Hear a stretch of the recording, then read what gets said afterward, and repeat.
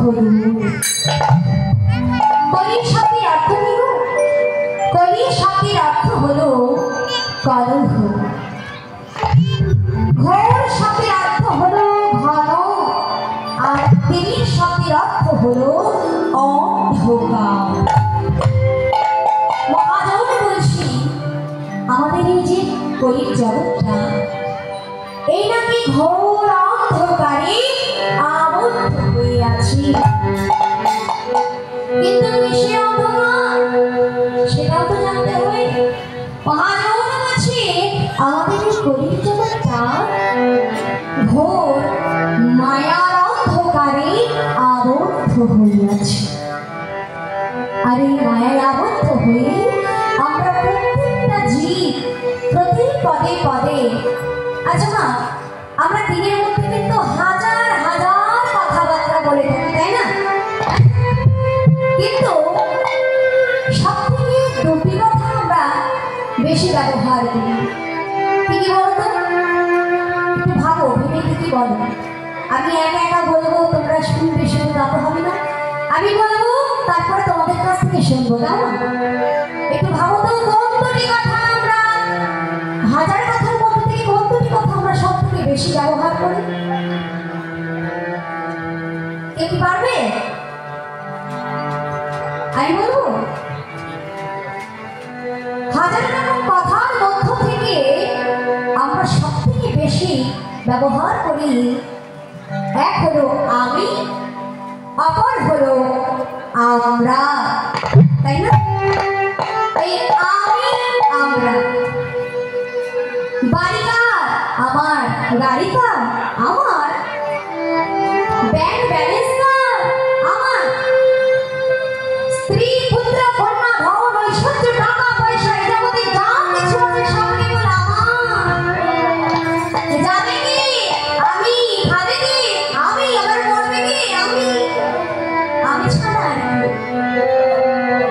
তা এই যে এত মায়ার অন্ধকারে ডুবে আমার আমার আমার করে আমরা করি হতো যে লড়াই করে মরছি, কিন্তু কেউ কি আবার ভেবে দেখি যে শেষের কালে এই আমার কোনো কিছু কি আমার সঙ্গে যাবে?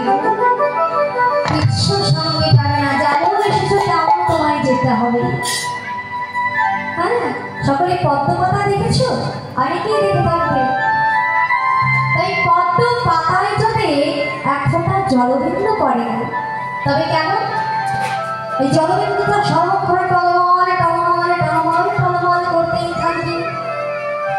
বাবা, কখন যে সেই জাল গড়িয়ে পড়ে যাবে তা কিন্তু আপনারও বলার ক্ষমতা নেই, আমারও বলার ক্ষমতা নেই। তা ঠিক মহাজনে বলছি, ওই পদ্ম পাতার ন্যায় আমাদের এই হৃদ পদ্ম পাতায় ওই প্রাণ স্বরূপ এক বিন্দু জল সর্বক্ষণে টলমল টলমল করছে। কখন যে সেই জল না করি কেউ কিন্তু আমরা টের পাবো না। একবার যদি তার ডাক এসে যায় গো, জানেন তোমার ডাক্তাররা দুটো আছে, রাধুশ্রী, যে যে রাধুশ্রী,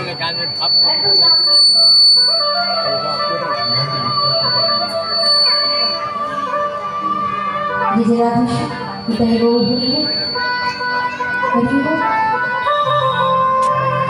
হ্যাঁ। তবে আমরা আমাদের প্রিয় শিবিরের মধ্যে বলছিলাম ডাক্তার আছে দুটো, তাই না? এক ডাক্তারের কাছে আমরা যাই যখন আমাদের অসুখ করে, রোগ ব্যাধি হয় তখন।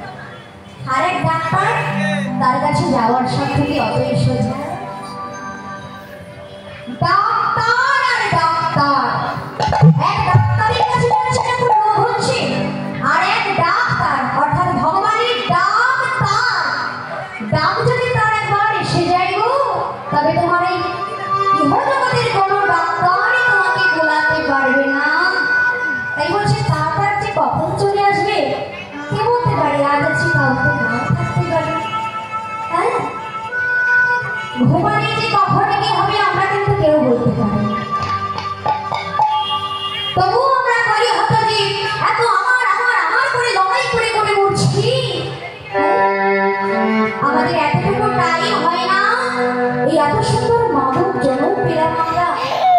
এমনি এমনি পেয়ে গেছি, এমনি এমনি কিন্তু এত সুন্দর মানব দেহটা আমরা পাইনি। এই যে মানব শরীরটা, মানব দেহটা পাওয়ার জন্য আমাদের কত পরিশ্রম করতে হয়েছে, কত খাটাখাটনি করতে হয়েছে। 80টা লক্ষ্য যদি ভ্রমণ করতে হয়েছে আগে, তারপর 24 লক্ষবার অর্থাৎ 4 লক্ষবার গিয়ে আমরা এই মনুষ্যরূপে জন্মগ্রহণ করেছি। কেউ বুঝতে পারে ওই 4 লক্ষবারের মধ্যে এটাই হয়তো আমাদের শেষ জন্ম, কি জানো? তাই তো মহাজন বলছি, এই যে মানব দেহটা যেমনি সুলভ তেমনি দুর্লভ, এই সুলভ দুর্লভ মানব জন্ম পেয়ে অযথা সময় নষ্ট না করে যার যেটুকু সময় আছে আমার গোবিন্দ চরণে নিজেকে নিয়োজিত করুন। প্রত্যেকে আমরা যেদিন 10 মাস 10 দিন মাতৃগর্ভে ছিলাম মায়ের জঠরে, প্রত্যেকে আমরা তাকে ডেকে ডেকে বলেছিলাম, হে দয়াময়, হে করুণাময়, তুমি কৃপা করে আমাকে ধরাধামে পৌঁছে দাও। ধরাধামে পৌঁছে আমি কেবল তোমারই নাম গুণগান করব। কিন্তু হাইরে করির জি, তার কৃপা পেয়ে যখন আমরা এই ধরার মাঝে এসে পৌঁছালাম, কি হলো গো? সঙ্গে সঙ্গে এই যে মায়া পিশাচি আমাদের গ্রাস করে নিল। আর এই মায়ায় আবদ্ধ হয়ে প্রত্যেকটা জীব আমার আমার করে চলেছি। হ্যাঁ, তাই তো আমার আপনার মতো বলি হয়তো জীবকে উদ্ধার দিতে এসেছে কে? আমার রাধা কৃষ্ণ মিলিত তনু গৌর সুন্দর নিতাই গৌর হরি।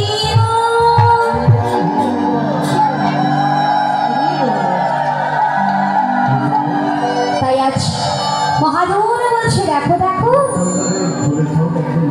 যশোদা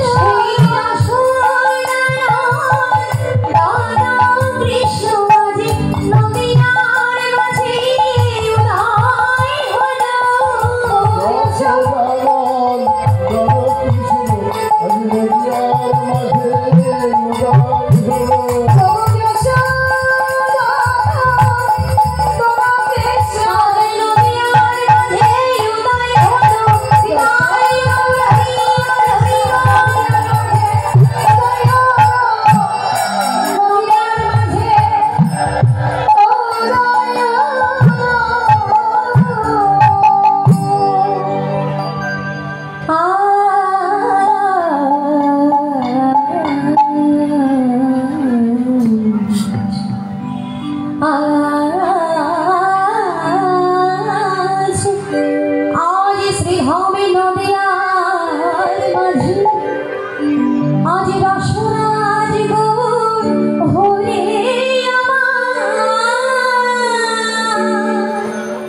আজ নদিয়ার মাঝে উদয় হয়ে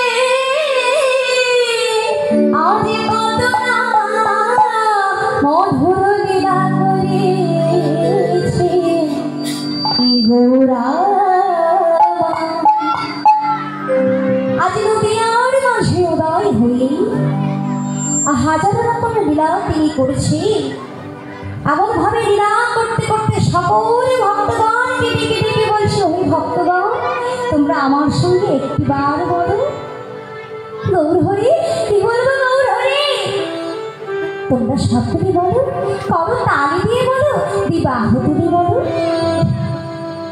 তোমরা কৃষ্ণ কৃষ্ণ বলো।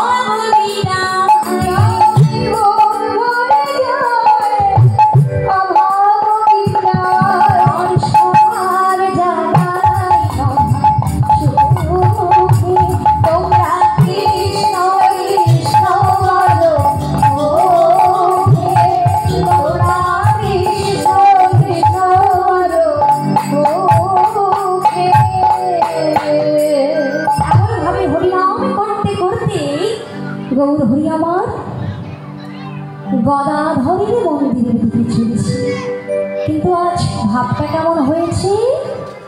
সচিমা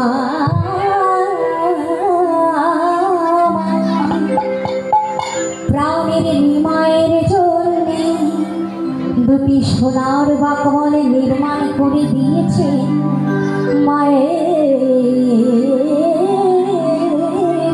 দেওয়া সেই বাকমলে দুটি চরণে পরিহার করে আজ গৌর হরি আমরে নাচিতে নাচিতে চলেছে। মহাজন বলছে, দেখো দেখো বাকমল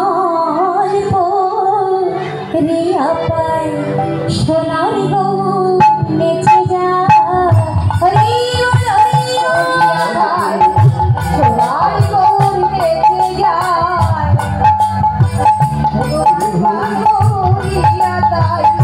সোনার গৌর নেচে যায়, সোনার গৌর নেচে যায়।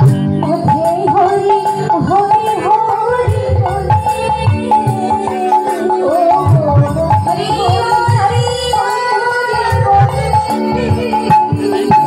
আজ নেচে নেচে নেচে যাই গো, নেচে নেচে নেচে যাই গো, নেচে নেচে নেচে যাই গো, আজ হেমদানো বাহু তুলে নেচে নেচে নেচে যাই গো, বাহু তুলে নেচে নেচে নেচে যাই গো, হেমদানো বাহু তুলে নেচে নেচে নেচে যাই গো। এমন ভাবে নাচতে নাচতে চলেছে কোথায়? গদাধরের মন্দিরে। এইদিকে গদাধর গোস্বামী আমার পথের দিকে চেয়ে বসে আছে, আমার গৌর হরি আসবে। এমন ভাবে হঠাৎ দেখে হয়তো হয়তো আমার প্রাণীর ঠাকুর আসছে। ছুটে গিয়ে গৌর হরির চরণ জোড়া কাপড় বক্ষে জড়িয়ে ধরেছে। দয়াময় গৌর হরি, তুমি এসেছো দয়াময়। গৌর হরি, জানো গৌর হরি, আমি কৃষ্ণ নাম করি বলে এই নদিয়ার পড়ুয়া পাষণ্ডিগণ এরা কেউ যে আমাকে দেখতে পারে না। গৌর হরি, তুমি কি জানো দয়াময়, তুমি আমায় বলে বলে দাও, তোমার অকলঙ্ক কৃষ্ণ নাম তো জীবের একমাত্র সম্বল। তবে এই কৃষ্ণ নামে এত কলঙ্ক কিসের বলে দাও দয়াময়। কঠোপালা ধাও, শোনো, যারা আমার চিন্তা করে তারা আমার কৃষ্ণ নামের নিন্দা কখনোই করবে। ওরা আমার চিন্তা না করে, তাই ওরা আমার কৃষ্ণ নামের নিন্দা করে। তবে কি জানো গদাধর, যে যাই বলুক না কেন, তুমি শোনো, তুমি না নাম যেন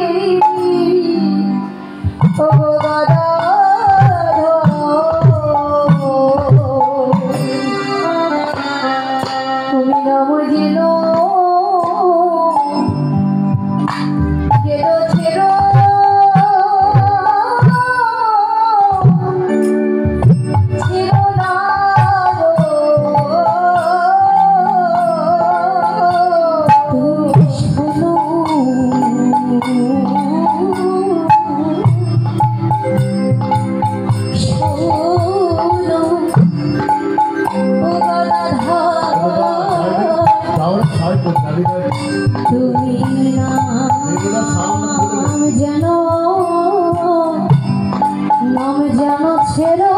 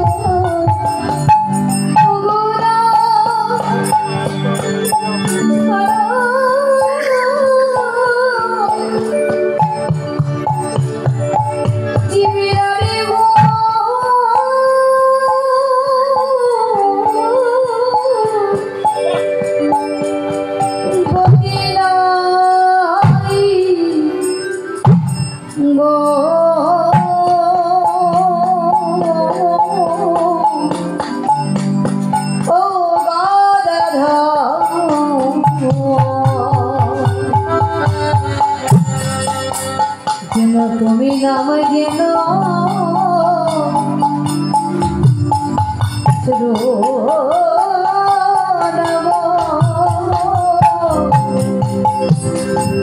তুমি যে যাবলে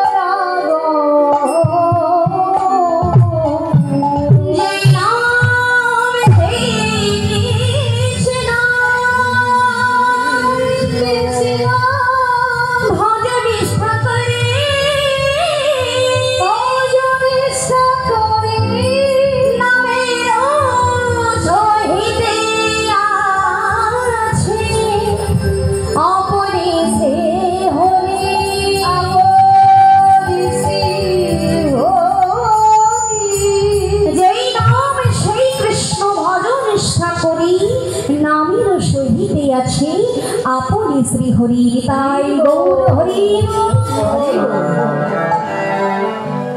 যেমন বীজের ভিতর বৃক্ষ থাকেই চোখে না যায় দেখা, তেমনি নামের ভিতর নামই আছে মধুর মরুতিতে আঁকা।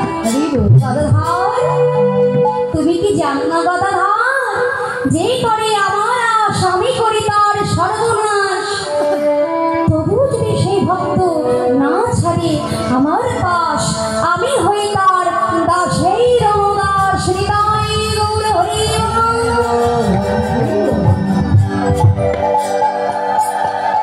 ওরা আমার চিন্তা করে না, তাই ওরা আমার কৃষ্ণ নামের নিন্দা করে।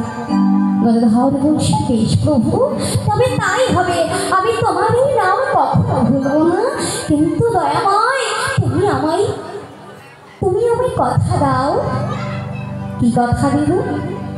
তুমি আমায় কথা দাও গৌর হরি, যে তুমি এই নদিয়ার মাঝে অবতীর্ণ হয়ে এই নদিয়ার মাঝে বৈদ্য বেশ ধারণ করে এই নদিয়ার মাঝে হরি নামের ঔষধি বিলাবে, আর প্রত্যেকটি জীবকে তুমি শিক্ষা প্রদান করবি। হরিবল।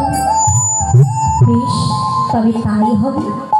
এই বলে গদাধরের নিকট থেকে বিদায় নিয়ে আজ চলেছে গৌর হরি আমার। কিন্তু বেশটা কেমন হয়েছে, আজ মাথায় বেঁধেছে পাপড়ি আর কাঁধে নিয়েছে ঔষধের ঝোলা।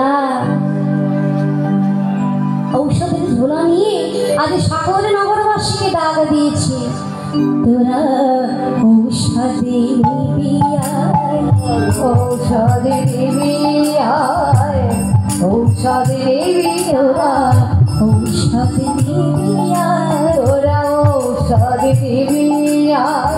শান্তি পড়ে যাবি যদি ঔষধে নিবি আয়, ওই শান্তি পড়ে যাবি যদি ঔষধে নিবি আয়। অভিনববাসী করিও করি হতজি, তোরা আর কতকাল মায়ার বিছানা পেতে আসরে বালিশ মাথায় দিয়ে এমন ভাবে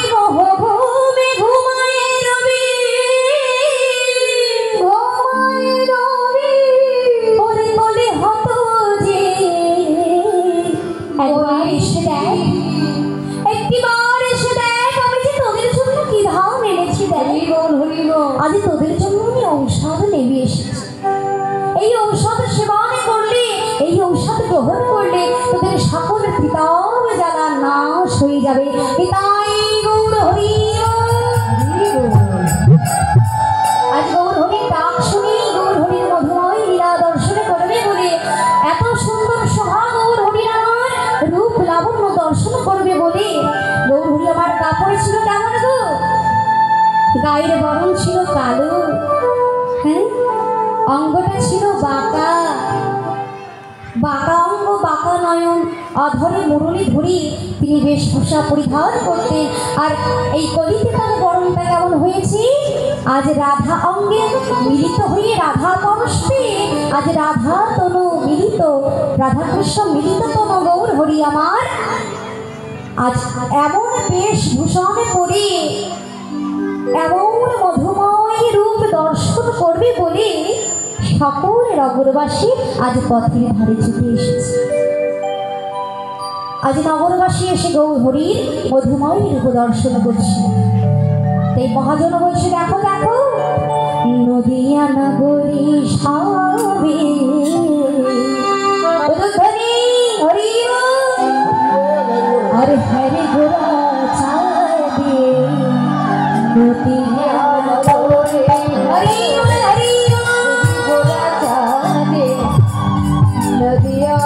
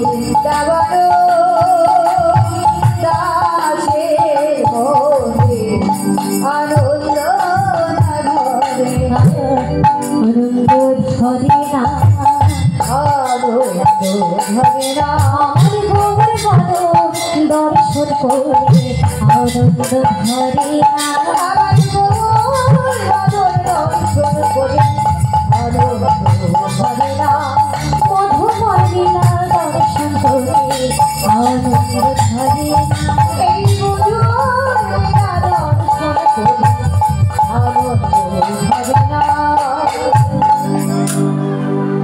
তাই আজ গৌর হরি আমার এমন মধুময় লীলা দর্শন করেছি, কলিহত জীবকে শিক্ষা দিবই বলি ওরে আনন্দয়া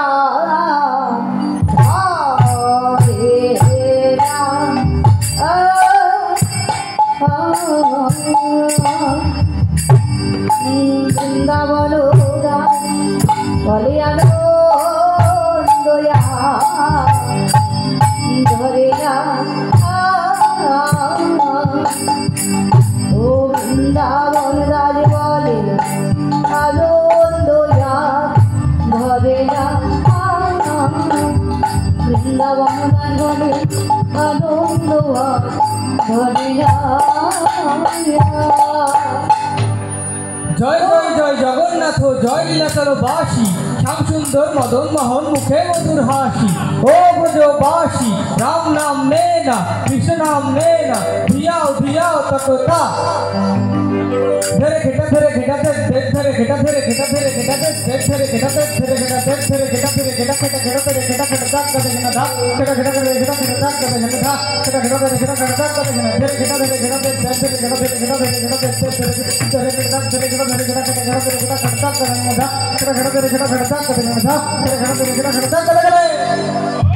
ও দাসো